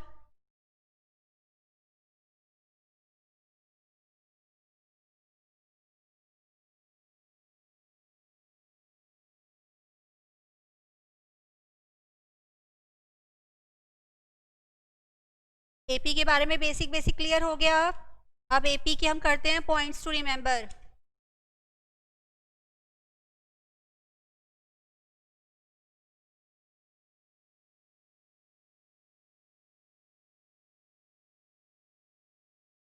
कौन कौन सी बातें एपी के बारे में हमें ध्यान रखनी है क्वेश्चन करते टाइम? फर्स्ट, जनरल टर्म का फॉर्मूला होता है a + n - 1 into D. Second, अगर मुझसे जनरल टर्म नहीं सम मांगा जाए, एस एन का मतलब होता है sum of N terms, sum of N terms होता है सम का formula, n/2 2a + n - 1 into D. N हमें पता चल गया नंबर ऑफ टर्म्स होता है, ए हमें पता चल गया फर्स्ट टर्म होता है, और डी हमारा कॉमन डिफरेंस होता है। हम कैसे निकालते हैं, a2 - a1। ठीक है, हर टर्म में से उसकी प्रीवियस टर्म माइनस करेंगे तो कॉमन डिफरेंस आ जाता है, और ये हमेशा सेम होता है, तो किसी भी पॉइंट पे हम इसको कैलकुलेट कर सकते हैं। अब सिर्फ ये वाला फॉर्मूला एसएन का होता है, और भी तो हो सकते हैं शॉर्टकट में। अगर मैं कहूँ n/2 a + l, अब ये l क्या बला आ गई, l होती है हमारी लास्ट टर्म। अगर हमें लास्ट टर्म गिवन है तो उसकी वैल्यू हम यहाँ पर डाल के सिंपली निकाल सकते हैं। अब मैम अगर मैं लास्ट टर्म नहीं लिखना चाहता या लास्ट टर्म से मुझे कन्फ्यूज़न हो रही है, तो लास्ट टर्म को हम क्या बोलते हैं? अगर n टर्म्स हैं तो लास्ट टर्म मेरी कौन सी होगी, an, तो मतलब l लिखो या an लिखो, बात तो एक ही होने वाली है। ठीक है, क्लियर हो गया? तो इस तरीके से भी हम अपना सम निकाल सकते हैं। थर्ड, अब आईसीआई मॉड्यूल है भाई, आईसीआई के इतने अच्छे अच्छे टीचर सब कुछ है, तो इतना इजी क्वेश्चन तो नहीं देंगे। अब वो क्या कर रहे हैं, हमें एसएन गिवन है, सम ऑफ एन टर्म्स का एक पैटर्न हमें दे दिया, और वो कह रहे हैं जनरल टर्म आप निकाल के दो, और कुछ भी नहीं दिया, सिर्फ एसएन दिया है। जैसे मैं फॉर एग्जांपल लेती हूँ, एसएन इन्होंने हमें दिया 3n² + 5n, ये मुझे एसएन दिया है, और मुझसे एन मांगा है। एक तो तरीका लॉन्ग वाला जाता ही है, S1 निकालो, S2 निकालो, डिफरेंस निकालो, फिर पैटर्न बनाओ, फिर कर। नहीं है भाई टाइम, आज तो वैसे भी एनर्जी कम मुँह दिख रही, तो हम उस पर तो जा ही नहीं सकते। आज तो सीधा स्मार्ट स्टडी पे जाएंगे, तभी खुशी खुशी बच्चे करने वाले हैं। तो हम क्या करते हैं, अगर हमें एस एन दिया हुआ है और ए एन हमसे मांगा गया है, तो ए एन निकालने का फॉर्मूला होता है एस एन माइनस 1। अब इस पैटर्न को मैं इस एग्जाम्पल के थ्रू कैसे करते हैं ये देखो। ए एन निकालना है, एस एन था एन स्क्वायर प्लस 5n, ठीक है। अब चाहिए एस एन माइनस 1, तो क्या करने वाले हैं, जहाँ जहाँ n था वहाँ पर मैं n माइनस 1 रख दूंगी, ठीक है। अब इसको सॉल्व, अब यहाँ पे हमें होल स्क्वायर की आइडेंटिटी लगानी है, a minus B whole square, ठीक है ना। आइडेंटिटी हमने सारी एक जगह लिखी हुई है, अब तो काफ़ी हद तक याद भी हो गई होंगी, उन्हें अप्लाई करते जाएंगे। N square plus 1 minus 2n plus 5n minus 5। अब मैं साथ साथ माइनस से भी मल्टीप्लाई कर रही हूँ और ब्रैकेट से भी, क्योंकि टाइम बचाना है।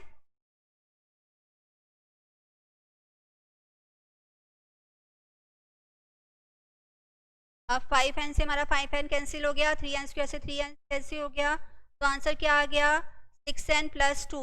ये मेरा पैटर्न आ गया an का। इससे मैं अपनी सीरीज निकाल सकती हूँ। सीरीज कैसे निकालूंगी, अब अगर ये तो था an, अब दूसरा क्वेश्चन मैं इसमें ऐड कर देती हूँ, सीरीज बताओ क्या है।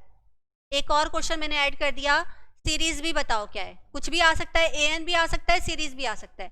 मैंने ऐड कर दिया सीरीज बताओ, तब आप क्या करोगे,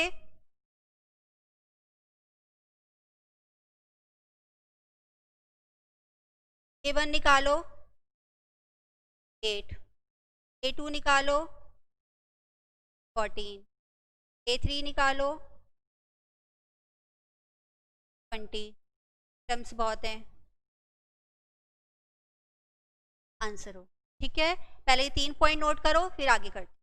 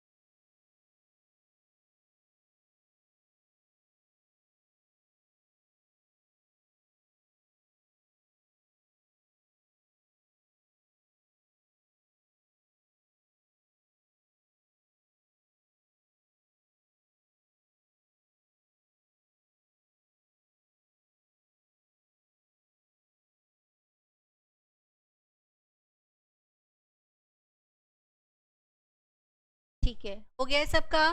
फोर्थ पॉइंट,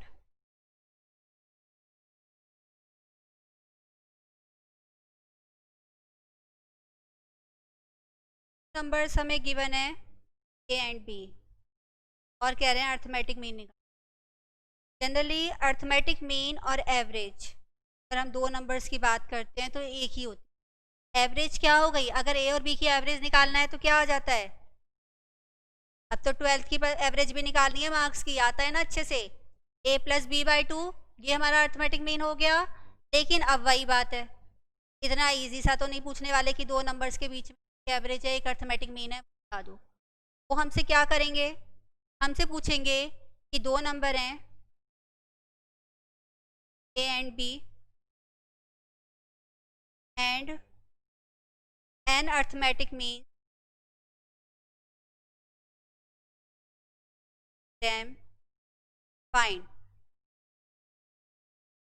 दो नंबर्स हैं ए और बी और उनके बीच में एन अर्थमेटिक मीन है, उन्हें फाइंड करो। अब एक तो ये तरीका है कि मैं जैसे करती थी ऐसे लिख लूँ, ए के बीच में a1, ऐसे एन अर्थमेटिक सॉल्व करती रहूँ, टाइम वेस्ट कर, टाइम पास कर। और मुझे ये भी पता है सीरीज क्या होती है, ए प्लस डी सीरीज होती है। अगर मुझे ए तो इन्होंने मुझे दिया हुआ है, डी पता चल गया तो आगे की टर्म्स तो मुझे वैसे ही पता चल जाएंगी। तो मतलब प्रॉब्लम कहाँ आ रही है? सिर्फ डी में। तो डी निकालने का हमारा फॉर्मूला क्या होता है? डी माइनस ए डिवाइड में n प्लस 1। इससे मैं शॉर्टकट में डी निकाल सकती हूँ। पहले ना आप इतना नोट कर लो, मैं इसके बेस पे एक एग्जांपल करवाऊंगी, फिर इससे लिखते टाइम आपकी चीज़ माइंड में वो चीज़ स्टोर हो जाए और फिर क्वेश्चन करो तो मुझसे पहले आप कर लो, मुझे वो चीज़ चाहिए।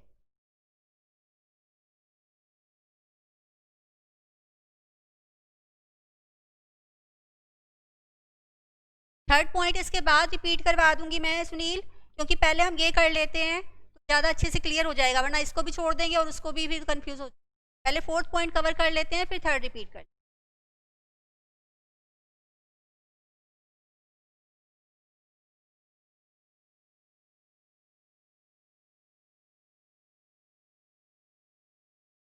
ठीक है, हो गया नोट? करें क्वेश्चन। इसका मैंने फर्स्ट क्वेश्चन लिया कि नंबर्स आर, ले लेते हैं हम 3 and 21, फाइंड अर्थमेटिक मीन। ये क्वेश्चन है, ठीक है, निकालो अर्थमेटिक। 3 + 21 डिवाइड में 2, आंसर आ गया 12। अर्थमेटिक मीन क्या इनके बीच में लाई करता है, तो हमारी सीरीज अब क्या बन जाएगी? सीक्वेंस, प्लस साइन नहीं लगा हुआ तो हम सीक्वेंस 3, 12 and 21। ठीक है, अब अगर मुझे लगे कि हाँ मैं तो कुछ गलत कर रही हूँ, कुछ गलत कर दिया, तो मैं अपना एपी का रूल लगा के देखूंगी। यहाँ भी 9 का डिफरेंस है, यहाँ भी 9 का डिफरेंस है। ठीक है भाई, सब कुछ सही है। ठीक है, अब ये तो क्वेश्चन वो है जो मैं एक्सपेक्ट ही नहीं कर रही आने।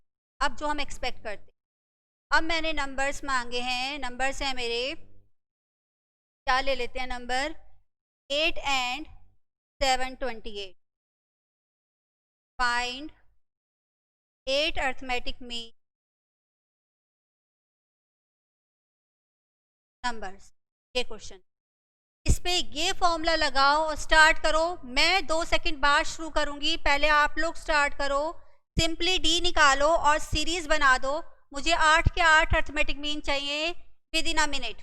पहले आप लोग करो, फिर मैं शुरू करूंगी।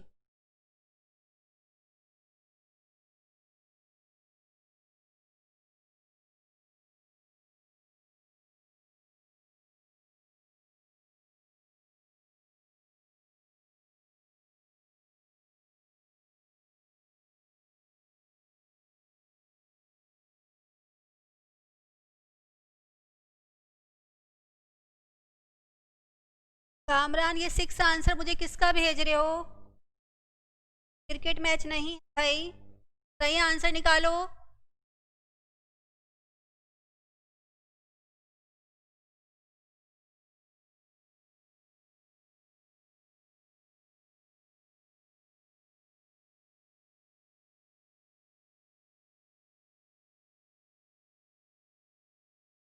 वेरी गुड चिराग, स्टार्ट करें। एक स्टूडेंट ने कर लिया तो होप सब स्टूडेंट प्रोग्रेस में कर रहे होंगे।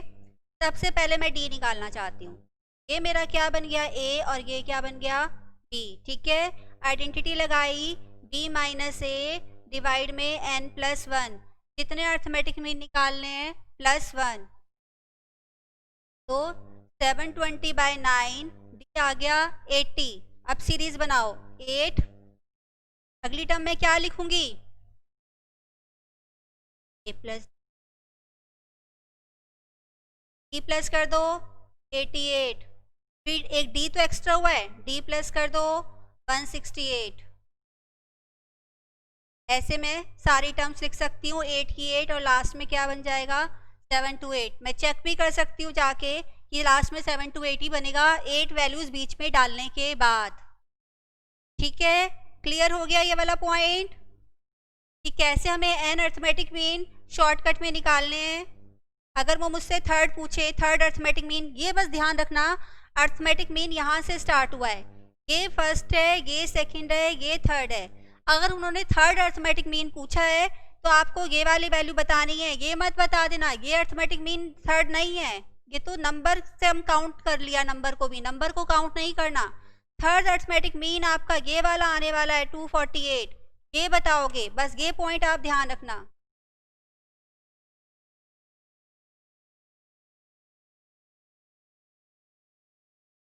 ठीक है जी, क्लियर। एक बार थर्ड पॉइंट रिवाइज कर लेते हैं। थर्ड पॉइंट है क्या, मुझे एक सम का पैटर्न दिया हुआ है क्वेश्चन में और कहा हुआ है टर्म का पैटर्न बताओ, और कुछ भी नहीं बताया, सीरीज वीरीज कुछ भी नहीं बताया कि मैं ए एन का फॉर्मूला लगा दूं और निकाल लूं। तो उसके लिए शॉर्टकट क्या डेवलप किया है मैंने कि आप ये फॉर्मूला यूज करो। ये है क्या बेसिकली फॉर्मूला, अगर डिटेल में जाओगे तो आप सोचो, आपने दो टर्म्स का सम निकाला और एक टर्म का सम निकाला, उसमें से माइनस कर दिया, तो टर्म का फॉर्मूला ही तो बनने वाला है ये, कि टर्म ही तो पता चलेगी उससे मुझे। S2 का मतलब क्या होता है A1 प्लस A2, और S1 का मतलब क्या होता है A1, तो A2 टर्म ही तो आ जाती है।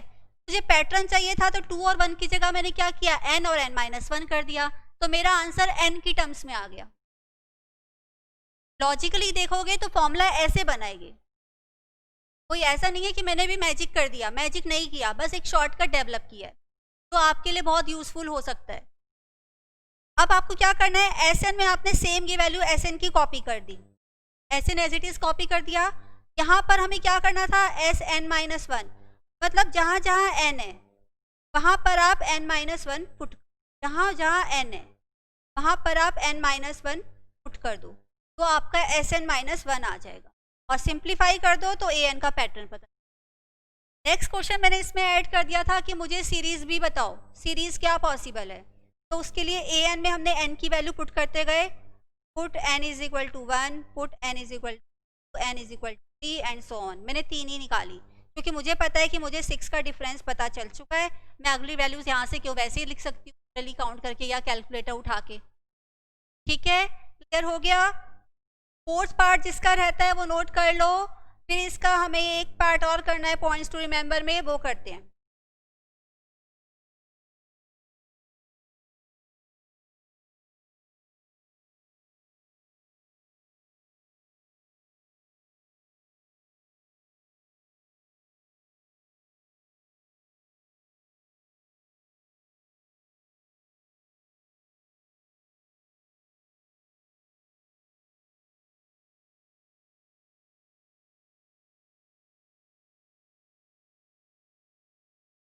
वेरी गुड दीपक, यही एटीट्यूड चाहिए इस चैप्टर के लिए स्पेशली।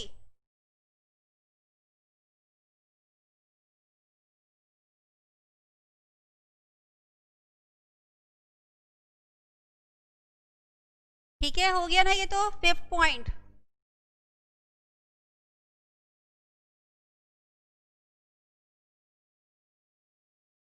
अब बहुत सारे क्वेश्चंस वर्ड प्रॉब्लम के ऐसे होते हैं जिसमें हमें दिया होता है 3 टर्म्स हैं, उनका सम ये है, मल्टीप्लिकेशन करने पर ये आ जाता है, तो टर्म्स बताओ क्या है। या 4 टर्म्स ये हैं, उनका सम ये है, प्रोडक्ट ये है, तो टर्म्स क्या है। तो इन टर्म्स को अगर मैं लॉन्ग मेथड से करती हूँ तो मेरा 1 या 2 पेज का आंसर बन जाता है, लेकिन वही है 1-2 पेज की बात नहीं है, पेज हम लगा लेंगे, पेन हम यूज़ कर लेंगे, इंक हम वेस्ट कर लेंगे, लेकिन हमारे पास टाइम नहीं है। टाइम बचाने के लिए हमें शॉर्टकट पे जाना ही पड़ता है। तो अब अगर आपको वर्ड प्रॉब्लम में दिया हुआ है कि 3 टर्म्स हैं, 3 टर्म्स में हमेशा आपको लेट करना है a minus D, a plus D. अब मैम इससे क्या फ़ायदा हुआ, आप खुद देखो, अगर आप इन सबको ऐड करोगे तो d से कैंसिल हो जाएगा, 3a is equal to 7, a is equal to 9, एक वैल्यू तो डायरेक्टली ओरली आ जाती है। ये फ़ायदा होता है अगर हम इस पैटर्न पे 3 टर्म्स लेट करते हैं। अब क्वेश्चन आता है 4 टर्म्स का। अगर आपको 4 टर्म्स लेट करनी हो तब, 5 टर्म्स लेट करनी हो तब क्या लेट करनी चाहिए कि क्वेश्चन इतना सिंपल अटैम्प्ट हो जाए। 4 टर्म्स होती है तो a minus D, a minus D, a minus 3d, a minus D, a plus D और a प्लस 3d। ठीक है, 5 टर्म्स होती हैं तो a minus 2d, a minus D, a plus a plus.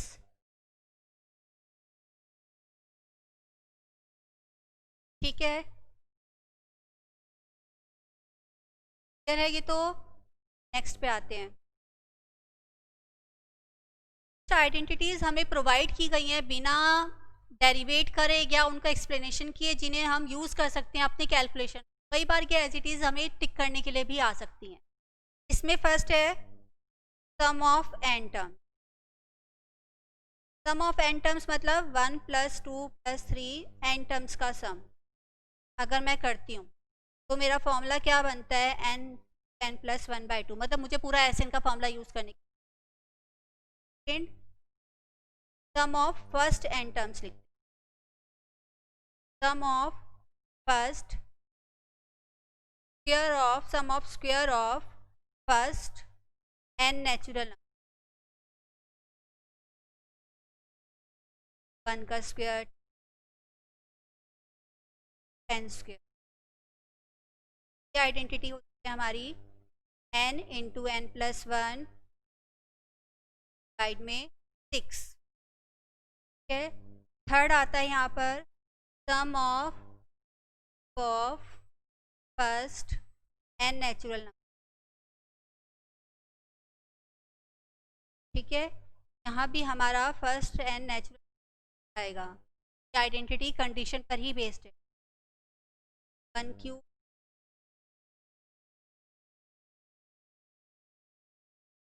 का फॉर्मूला होता है n × n। कितना नोट करो, 5th और 6th।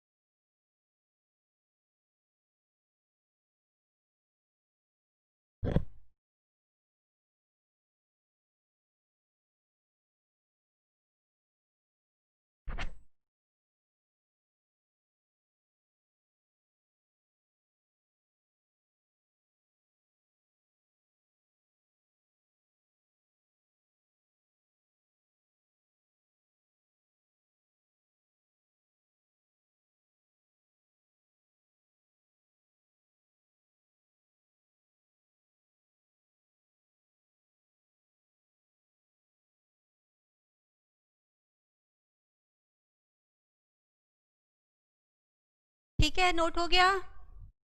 आज क्लास से भागने की बहुत जल्दी है सबको, तो आज मैं आपको एक क्वेश्चन होमवर्क के लिए दे रही हूँ। अभी एक्सरसाइज के तो क्वेश्चन आप लोग नहीं कर पाओगे क्योंकि वो मिक्स क्वेश्चन है।